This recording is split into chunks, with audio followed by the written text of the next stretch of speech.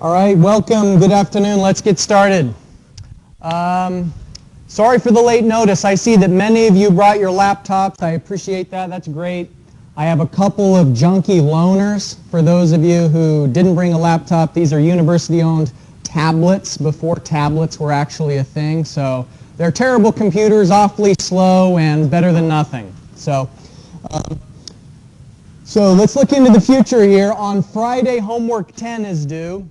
And that's the paper that I gave you last time in class just to get an early start since we've already covered that material.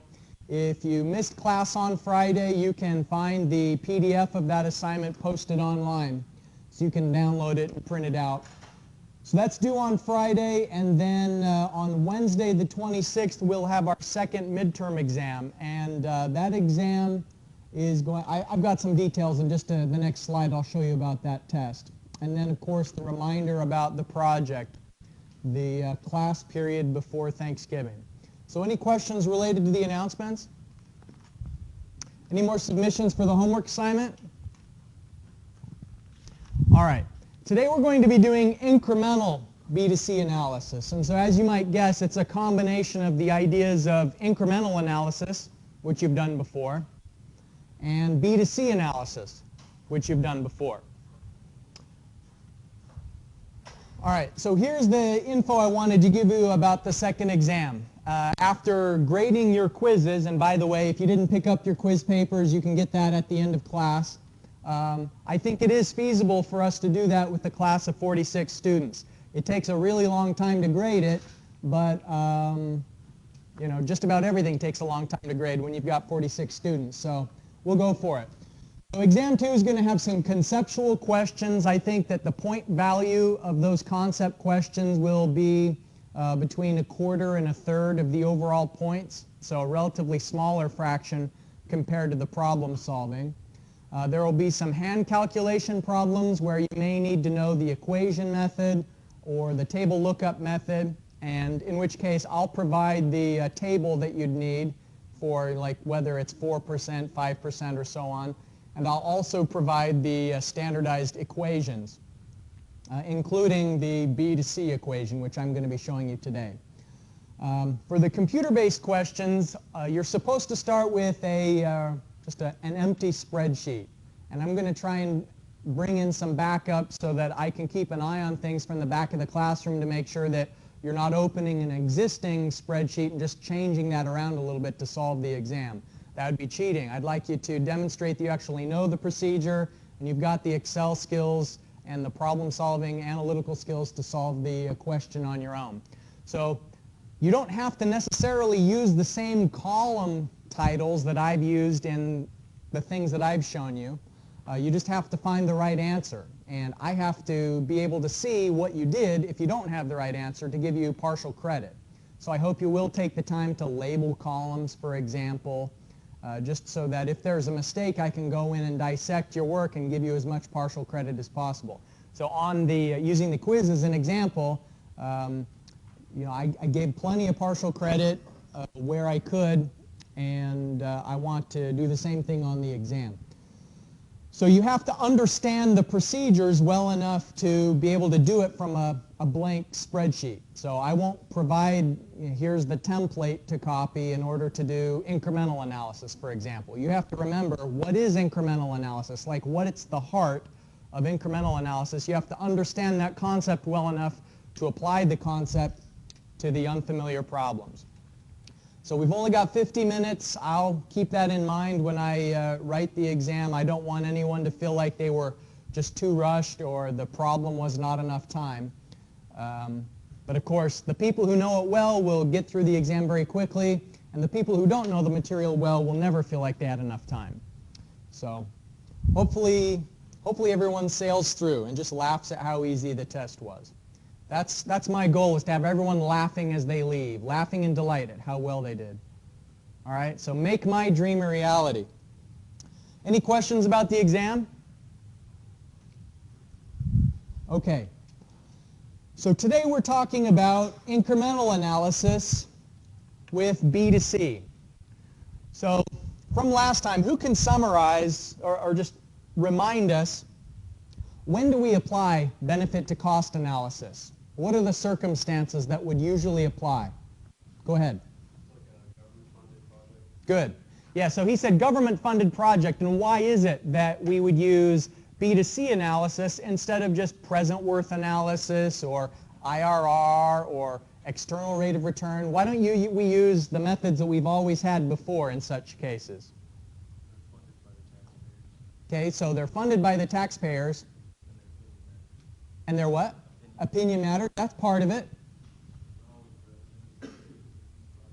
That's right. And so these projects are often non-profit in focus, and so you can't calculate the internal rate of return, for example, on something that has a negative return. And a lot of these projects do have a negative return when they're considered only from an economic standpoint. But of course, there's more to life than money. Okay, so here is just a visual representation of comparing some alternatives. This is a flood wall, which is used to keep water out of a city. And we have a flood wall here in Huntington, a really big one. Here is a house being raised, and this is another flood mitigation measure, is actually, rather than keeping the water out of an area, you just lift everything up that has anything of value. And if you go down to coastal Florida, you'll sometimes see this, especially down in the Everglades, just houses on stilts. Now in this case, I don't think it's permanently going to be on a bunch of wooden pallets like that, but it looks like they're getting ready to raise it as a flood control measure. And here are some enormous pumps. That's part of the strategy that's in place in New Orleans, is they're pumping seawater out because much of New Orleans is below sea level, and so they've got to have those pumps going 24 hours a day, 365 days a year. And during hurricanes that can knock out the power, then that really becomes a dangerous time, because when those pumps switch off, the water levels rise very quickly. So let's say that we're in a position where we need to do more than just calculate the B-to-C ratio. Because remember, B-to-C tells you a yes or a no. And what's the criteria when you calculate B-to-C ratio? Do you remember the threshold for saying yes versus no to a project? 1. Right. Okay, so if it's greater than 1, that means the project is acceptable, that it provides more benefit than cost. And if it's less than 1, that tells you that there are more costs than benefits. So here's the conventional benefit to cost ratio. You can see that in the numerator we've got the benefits minus the disbenefits, which are disadvantages or whatever problems and concerns arise out of the project. And then the denominator, we have the sum of the costs. And a really important thing that this was emphasized in the in-class exercise that we did on Friday before the weekend, you have to move everything to a consistent time frame. So all of the costs need to go to the present or the future or an annual basis, for instance. And so the initial costs, they may not all be at year 0. You know, it may take 3 or 4 years to construct a project, but you still move that to year 0, along with the annual operating and maintenance costs, moving everything to consistent time frame. So what we're going to do to compare alternatives is we're going to order them from cheapest to most expensive, which is what we did before in incremental analysis, and we're going to calculate the differential costs, the differential benefits, and the differential disbenefits. In other words, we're going to say for the raising people's houses compared to the flood wall, how much more costly is that? What additional benefits do we get? What are the additional, like when you're trying to quantify the dollar value of the disbenefits? And then you look at, is that incremental investment justified? The criteria is going to be, again, 1. That's going to be the dividing line. So you'll do, first of all, a B-to-C analysis for each one by itself. You compare each alternative just by B-to-C analysis. But you don't know which is the best B-to-C ratio by the B-to-C. You don't know which is the best project just by the initial B-to-C ratio itself. So for instance, let's say this had a ratio of 1.5, this had a ratio of 2, and then this had a ratio of 1.7. That doesn't mean this one's the best. Just having the highest B to C ratio doesn't tell you which one is the best. And that's the same thing that happened when we did incremental analysis before. It's not the highest rate of return that's the best one. Remember, you keep spending money as long as you get more return than investment. And so what we want to do is chase down which alternative is going to maximize the benefits. Okay, so the criteria here, the method and the criteria for this incremental analysis is we order them from cheapest to most expensive, and then we substitute. You can notice here that the equation's a little different. The first step's just to calculate the B to C for every alternative, but then calculate the incremental between alternatives. So you're looking at the flood wall versus house lifting. What's the difference in benefit, the difference in disbenefit, and so on. And you calculate between the two, what's the return on the incremental cost, and you find out if that ratio is above 1, that means yes, the additional expense is justified, and if it's below 1, then it means no. Move on to the next alternative. And so again, we have another factor come into play that, as it did before, and that is, when you reject an alternative, then you don't use it as a comparison baseline for the next alternative. And let me show you what I mean.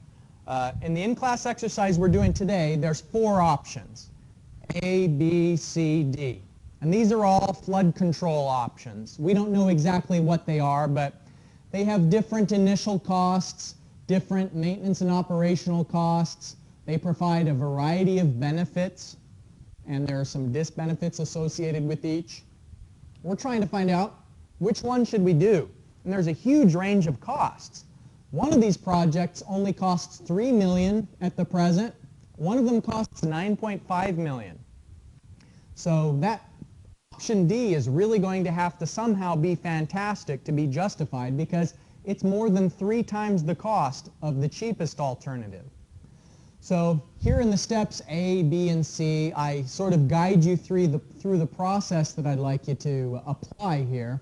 But let's say, for instance, that you reject alternative B when you're doing B versus A.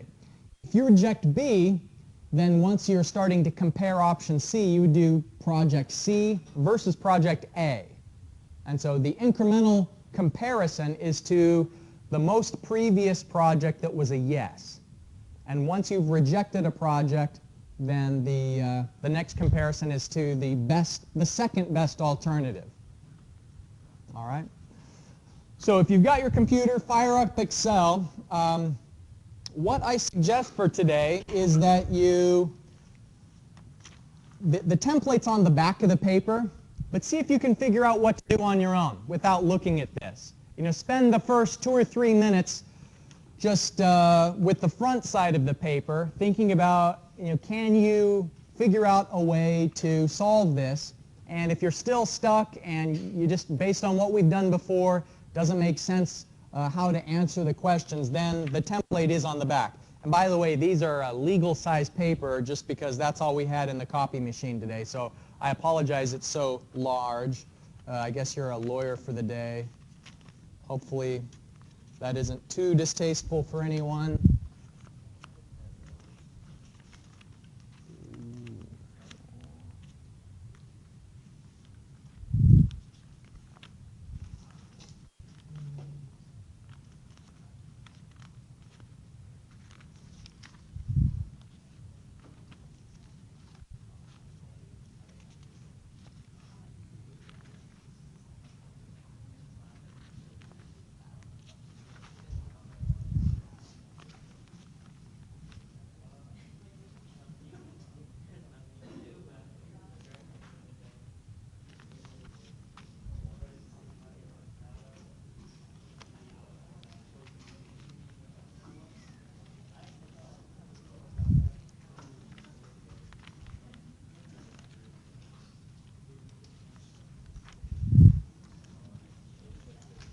Does anybody need to borrow one of these clunker computers?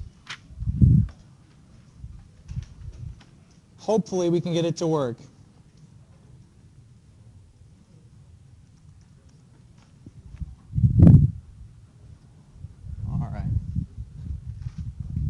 I'm not sure if you'll be able to save because it's not activated, but give it a try. I think you'll be able to at least, very least, do the activity, but I'm not sure if it'll save when it's in activation failed mode.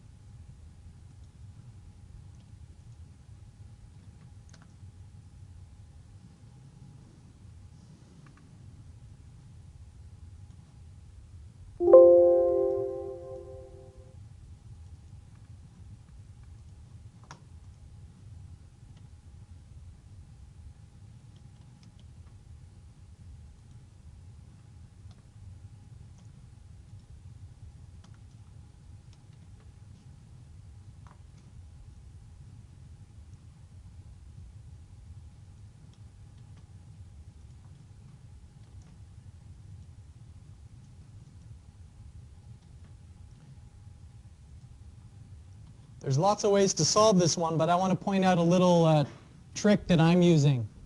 So we want to find the sum of all the benefits in the present, and there's 3 different categories of benefits. So I'm embedding an equation within an equation.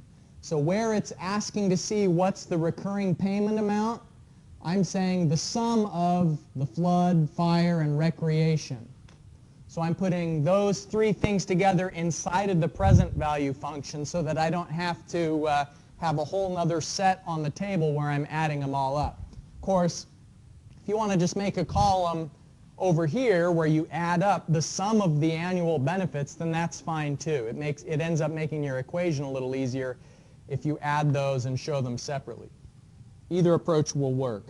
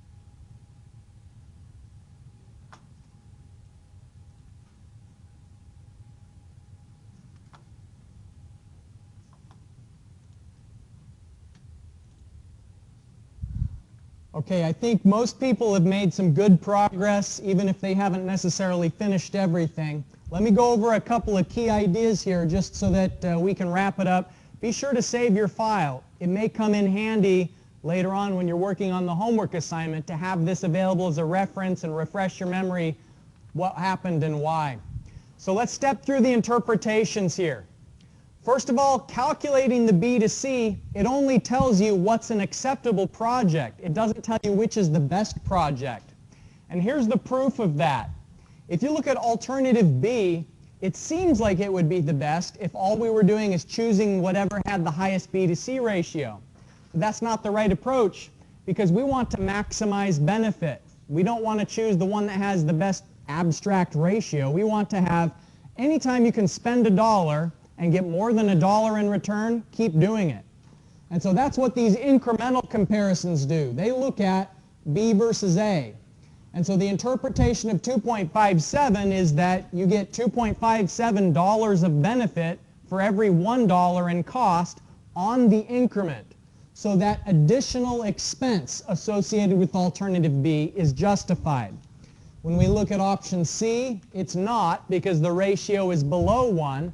And that is why when we reject C, that means the final comparison is D versus B, because B was the last yes alternative that hadn't yet been rejected. But we do ultimately reject B and go for D because the ratio is greater than 1. And so what that means is, even though it is the most expensive alternative by a lot, still that added cost is delivering quite a bit of added value. And so it's worth the extra money to go for that alternative. Now on the handout I asked you what is the highest interest rate that would still give you an alternative that's acceptable. And so here are the alternatives and that we want to check for that. And so if we played around with the interest rate and raised them, 10%, they're all still acceptable. 12%, some of them now are dropping below 1. And so this is sort of a sensitivity analysis to see how high can interest rates go and still there's some alternative that is an acceptable project. And I think that ends up being, if we were to now do goal seek, setting the criteria of this is equal to 1, I think it works out to 14.5% roughly. So let's do 0.145, and there it is. This is the last alternative that's okay if the interest rates went up like that. But they're not up that high. In the problem statement it says they're 6%, and in the case of 6%, the take-home lesson is choose alternative D. All right, so be sure to save your file.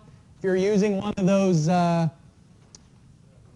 university-owned laptops, you'll maybe have to put it on a USB drive or something like that. If you didn't already pick up your quiz, you can get that over here on this side of the room. See you Wednesday, and please bring your computers again.